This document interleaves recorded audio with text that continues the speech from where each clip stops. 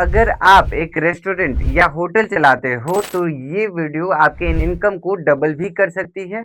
और अगर आपने ये गलती कंटिन्यू रखी तो आपकी प्रॉफिट धीरे धीरे खत्म भी हो सकती है। कैसे? क्योंकि आजकल ये फूड डिलीवरी ऐप्स आपको कस्टमर्स भी दे रहे हैं और साथ साथ आपके प्रॉफिट भी खा रहे हैं। क्यों? अब इसमें हर रेस्टोरेंट, लगभग ऑलमोस्ट रेस्टोरेंट क्या कर रहे हैं, ये सभी रेस्टोरेंट इस प्लेटफॉर्म पे एडेड है। मतलब ऑर्डर आ रहे हैं, बिजनेस चलता है, लेकिन प्रॉब्लम क्या है? हाई कमीशन चार्ज, मतलब हाई कमीशन लगना। उसके बाद आपका कस्टमर का कोई कंट्रोल नहीं है, कोई डेटा नहीं है। उसके बाद आपका ब्रांडिंग वीक हो जाता है। उसके बाद अगर इससे कुछ और अगर आप रोस्ट बाकी जो बचता है उसमें आपके पास यूजर्स का कोई भी ऐसा कंट्रोल नहीं है जिससे आप उसको मतलब आप अगर बाद में कॉल करना चाहिए या कोई भी चीज़ें हों, आप उनका डेटा रखना चाहें या बाद में कुछ ऑफर्स देना चाहें तो कुछ भी नहीं दे पाएंगे। उसके बाद अगर हम लोग बात करें एक एग्जांपल, जैसे मैं एग्जांपल एक बार आपको बताता हूँ कि 500 रुपीज का अगर सपोज दैट कि एक ऑर्डर है, तो वहां पे क्या होगा कि 100 से 150 रुपीज आपका जो आपका प्लेटफॉर्म है उसी को चले जाएगा। अब यहाँ पे क्या है कि अब सोचो कि मतलब मैनेज करना कैसे, मतलब कितना मुश्किल होगा, क्योंकि अब इसमें बचत क्या है। मैंने सबसे पहले क्या है कि आपका स्टाफ हो गया, रेंट, आपका रॉ मटेरियल और भी बहुत सारे ऐसे कई सारी ऐसी चीजें हैं। तो इससे क्या होगा कि आपका प्रॉफिट ही नहीं बचेगा। और इसमें जो है आपका अगर मान लीजिए रोस्ट, मतलब जो बाकी बच जाता है, जैसे रोस्ट जो जो भी बच जाता है उसमें क्या होगा, जैसे मैंने आपको बताया कि आप कस्टमर को, जैसे जो कस्टमर आपसे मतलब इससे पहले आपको ऑर्डर किया था, आप उसको दोबारा कॉल अगर करना चाहे तो आप उसको कॉल भी नहीं कर सकते हैं कि सर आप मेरा ऑर्डर लेना चाहते हैं, या फिर आप उनको ऑफर अपना देना चाहते हैं तो वो भी नहीं दे सकते हैं।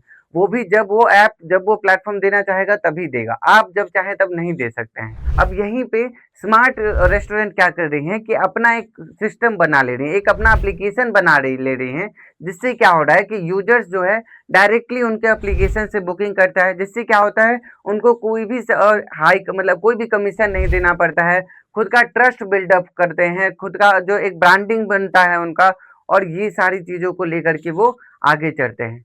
तो वे अपना एक एप्लीकेशन बना रहे हैं, एक वेबसाइट बना रहे हैं, जिससे वे अपना जो अपना एक कस्टमर होते हैं उनसे डायरेक्टली कनेक्ट कर सके। वो अपना एक स्मार्ट तरीके से अपना एप्लीकेशन बना रहे हैं, जिससे वो अपना एक स्मार्टली अपने सारे ऑर्डर्स को मैनेज कर सके, एक सिस्टम रहे जिससे सारी चीज़ों को मैनेज किया जा सके।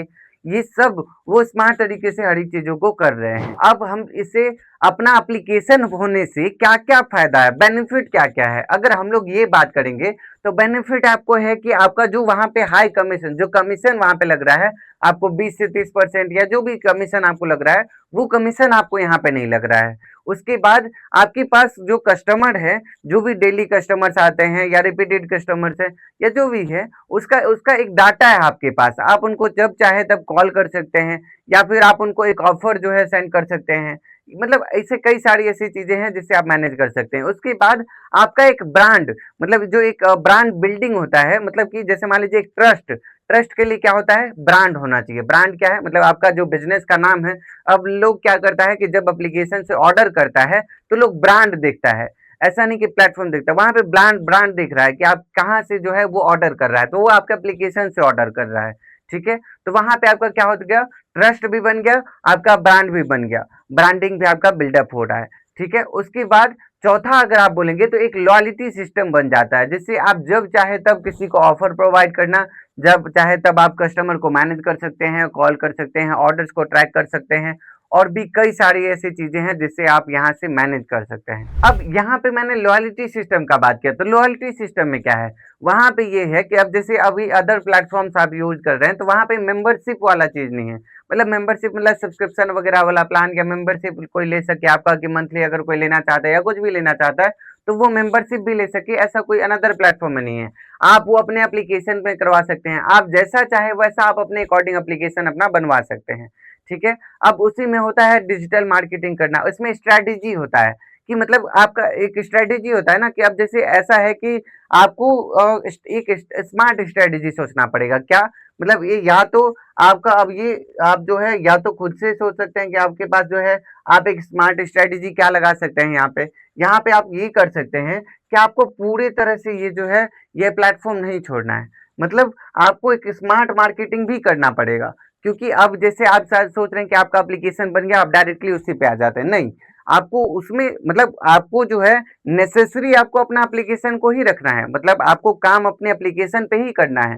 लेकिन जो पिछला प्लेटफॉर्म आप यूज कर रहे थे उसको छोड़ना भी नहीं है। क्यों? क्योंकि उसको अगर आप छोड़ दीजिएगा तो आपके पास जो कस्टमर्स है वो आपके जो एक मार्केटिंग आपका चल रहा था वो वहां से थोड़ा नहीं बन पाएगा। वहां से आपको मार्केटिंग भी बनाना है। कैसे मार्केटिंग बनेगा? इसके लिए एक स्ट्रेटेजी होता है। ठीक है, क्या स्ट्रेटेजी होता है? जैसे इसमें क्या होता है कि आप जैसे मान लीजिए अब क्या कीजिएगा कि यहाँ से ऑर्डर्स आएगा दूसरे प्लेटफॉर्म से, आप इनको क्या कीजिएगा ऑर्डर देने जाइएगा। यहाँ पे आप बता सकते हैं कि सर एक और मतलब ये जो है जहाँ से मतलब ये हमारा रेस्टोरेंट है और इसका एक एप्लीकेशन खुद का भी है, तो आप चाहें तो हमारे खुद के रेस्टोरेंट से भी आप जो है ऑर्डर आप ले सकते हैं। आप डायरेक्टली हमारे एप्लीकेशन से ही डायरेक्टली ऑर्डर करके आप ये चीज़ मंगवा सकते हैं और हम लोग आपको ये मतलब एक बेनिफिट आप उनको बताएंगे कि इस एप्लीकेशन से बनवाने लाने में ऑर्डर करने में क्या बेनिफिट है। तो ये सारा चीज़ अगर आप बताएंगे तो वो आपको एप्लीकेशन को डाउनलोड करेगा, तो वहाँ से आपका एक मार्केटिंग भी हो गया, आपका यूजर्स भी आ गया। तो वहाँ पे क्या होगा कि एक स्मार्ट स्ट्रेटेजी आपने लगाया जिससे आपका यूजर्स भी बढ़ा और ये सारी चीज़ें। उसके बाद अगर लोग क्या करता है कि डिजिटल मार्केटिंग करता है। डिजिटल मार्केटिंग कैसे मतलब जैसे ऐड वगैरह लगाना, आप देखते होंगे यूट्यूब पे आते रहता है ऐड, ज़ोमैटो तो या फिर कई सारे ऐसे एप्लीकेशंस हैं जिसके आते रहते हैं। तो डिजिटल मार्केटिंग कौन कौन करता है? क्रिएटर्स माइंड आपका डिजिटल मार्केटिंग करता है। आपको अगर डिजिटल मार्केटिंग करवाना है तो क्रिएटर्स माइंड से कर सकते हैं, क्रिएटर्स माइंड करके देता है। ये सब चीज़ आपका क्रिएटर्स माइंड करके देता है। एक बार आप उनसे बात ज़रूर कीजिएगा। आप एक बार कॉल ज़रूर कीजिएगा इस नंबर पे ताकि जो है आपको ये अपने अकॉर्डिंग बेस्ट सजेशन ज़रूर दे सके।